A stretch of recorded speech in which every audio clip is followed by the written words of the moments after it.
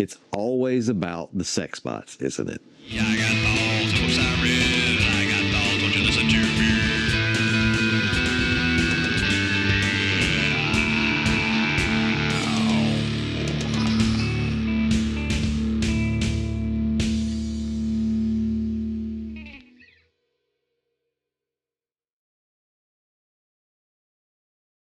Hello, hello, hello, and welcome to The Author Has Thoughts. I am the author in question, Gary Ballard, author of 14 self-published novels and novellas, including six novels in a cyberpunk series called The Bridge Chronicles, as well as a short story collection and my newest novel, His Whistle Dead, which is a standalone book in the Bridge Chronicles universe, but a good way to start and see if you like my writing.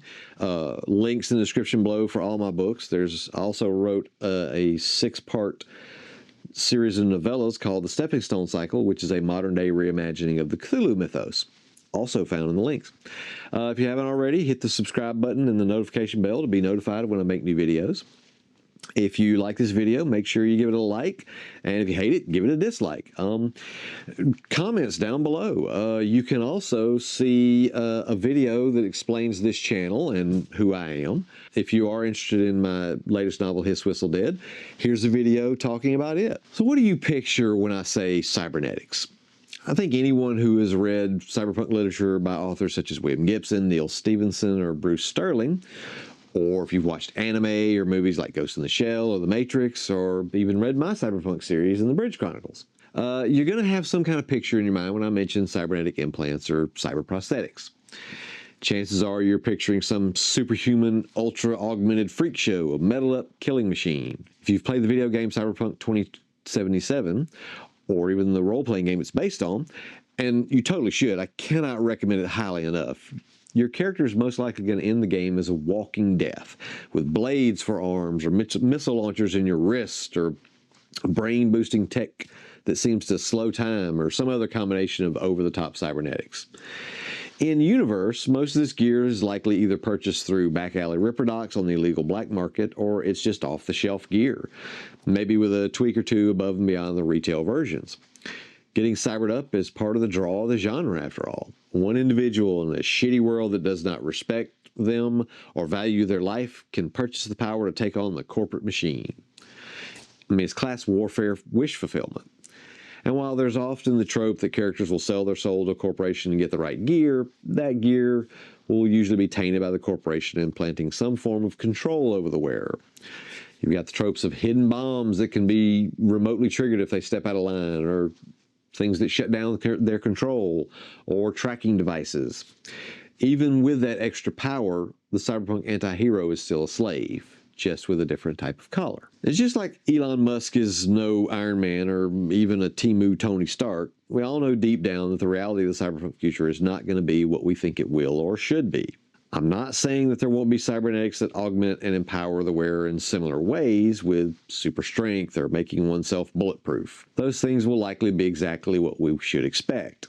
Black market gear, off-the-shelf components that get heavily modified. For an example of the type of thing we might be able to expect, one should just look at what's being done now with 3D printing in many of the hobby spaces. Lots of extremely smart, creative people are finding ways to make use of that 3D technology, and as it gets more robust, one would expect that cybernetics are going to be just as customizable by the truly insane who want to mod them up. The reality of any of those cyberpunk worlds, and indeed what will likely end up being the reality of our own actual world, is going to be vastly different from what we envision. Rather than corporations selling technology that truly empowers the user, the trend of enshittification we've seen spreading through the internet and the app space for the last few years will likely turn our cybernetic future into a rent-seeking nightmare. Now, I wear glasses because without them I'm blind as a fucking bat.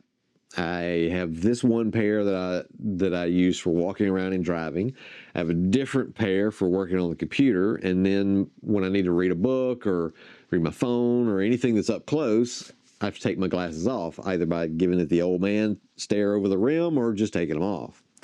Now, I'm not saying I'd give my left nut to get eyes that worked, but I'd give a lot to get 2020 unassisted again. The day-to-day reality of cyberpunk will mean I can get the 2020 eyes, but not with the telescoping peepers that my character Gina gets in the Bridge Chronicles series, for instance. I can absolutely see an employer offering to pay for new eyes, if only to ensure that I'm able to work 10-hour days instead of 8, sans eye strain. And for those jobs where superhuman capabilities might actually be required by the task, police, military, mining, whatever, I'd expect there to be governors on the tech that allow something of that nature only with permission or in an extremely narrowly defined set of circumstances.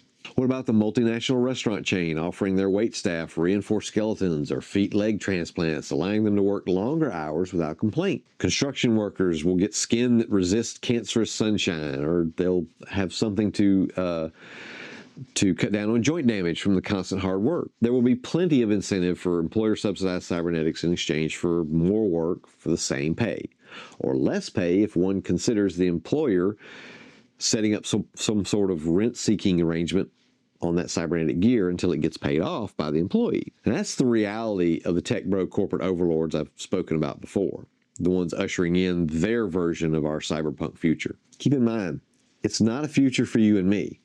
It's not for the working people. It's the future that the oligarchs want to impose on us. I am someone who advocates for gun control, i.e., I'm someone who thinks a better society is one in which force multipliers like guns shouldn't be as readily available as candy. I'm not particularly bothered by the idea that I won't be able to turn my body into a cyber tank complete with rocket launchers on my shoulders. After all, if you read my Bridge Chronicles series, the main character, Artemis Bridge, rarely uses a gun or commits violence on his own. He might hire somebody to do it.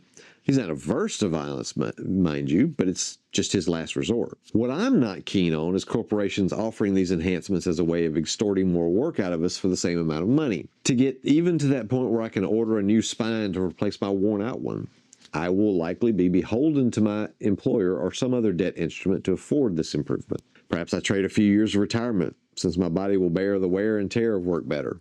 That wait staff that I mentioned gets a longer shift whether they like it or not, because what have they got to complain about? Their employer has made standing for 12 hours at a time painless. If that also means they can't find another job for some exclusive period or until the implants are paid off, is that an improvement? For the employer, it probably is. They gain a measure of certainty about the cost and reliability of their labor over their employees. And business thrives most on certainty, especially certainty of cost. In my Bridge Chronicles series, I've made it pretty clear that these implants are not without inherent negatives. Rejection drugs that are addictive, spiraling isolation from living on the global net, the deterioration of the skin and muscular system of crush-bound hackers. All of these gifts of the cybernetic future are the definition of a poison chalice. Considering the realities of how those implants might be used to control regular, everyday labor interactions, I'm not in a real hurry to get meddled up. Now, in a similar vein, let's talk about robotics. The labor market has been dealing with the effects of robotics in many industries for, I think, longer than I've been alive. Manufacturing jobs have been lost or redesigned based on the use of robotics, but I don't think anyone wants the future of robotics to look like an assembly line at Ford. Of course not. The future we were all promised was humanoid robots who made our lives easier by handling the task we didn't want to do. You have Rosie the robot taking the place of the nanny in the Jetsons. You have robots being used for tasks that are too dangerous for humans, like asteroid mining. And we could also count clones/synthetic androids among this concept as well. And of course, no tech wet dream would be complete without fuckbots. What's the future without compliant fuckbots, right? The reality of robots has been that creating a robot with a form factor of a human or some other meat being, like a robotic dog or something, really isn't that efficient, even if it was easy to do. The truth of the matter is a lot of the tasks that humans do are less efficient because of the shape of these fleshy meat sacks we all inhabit. It's cheaper and more efficient to make your robot just an armature with a device built for one specific task than to try to recreate the multifunctional omnitask master of the humanoid form. It's not very sexy, is it? Our current crop of tech bro oligarchs really want the sexy. And I don't just mean they need big-tittied anime sex chatbots to stand being with them for more than 10 seconds, though they do.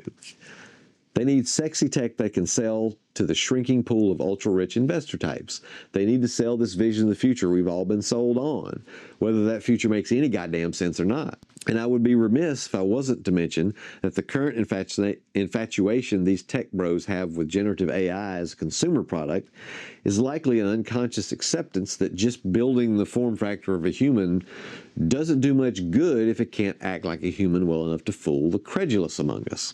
The inevitable confluence of humanoid robotics and human-esque response bots based on generative AI is what I consider one of those conspiracies of ignorance. Sam Altman may not be wishing into existence humanoid robots that think like humans and can convince other humans they are human themselves, but I guarantee if he could sell that vision to investors, he absolutely would. Aside from the cautionary tales of synthetic artificial humans in movie franchises like Alien, or the thought of rogue AI robots like Data and his sibling Lore in Star Trek, there needs to be the realization that humanoid robotic servitors aren't really ever going to be the most efficient at most tasks we'd want a robot to do, other than maybe the nannies and the sex bots. Even then, the suspect nature of generative pattern matching that LLMs bring to the table are at least as far away from being the best replacement for the human touch as the humanoid form factor is from doing the job robots are made to do. All of this ignores the real reality of all these discussions of the future. All of them rely on saving businesses the cost of employing actual humans for them to make any sort of economic or business sense. After all, if robots or cybernetics or AI doesn't replace workers or make their productivity at least double, they are just huge cost sinks for the sake of some mythical vision of the future. I guarantee you one thing these tech bros mind-humping the future are not considering is what happens to all those workers that get displaced by any of this future technology. I'd wager most of the tech bros think of those people as just NPCs with less importance than their anime AI chatbot. Thank you for watching. If you haven't already, hit that subscription button, notification bell to be notified when I make new videos. Give me a like, give me a dislike, drop a comment down below. Check out my videos about me and about, my latest novel, Hiss Whistle Dead. You can buy my books with the links down in the description below. There's social media as well. There's Instagram and Blue Sky, also links found down there below. So check me out, buy my books, and thank you for watching, taking a little bit of time with me. My name is Gary Ballard, and these have been my thoughts. 1, 2, 3, 4.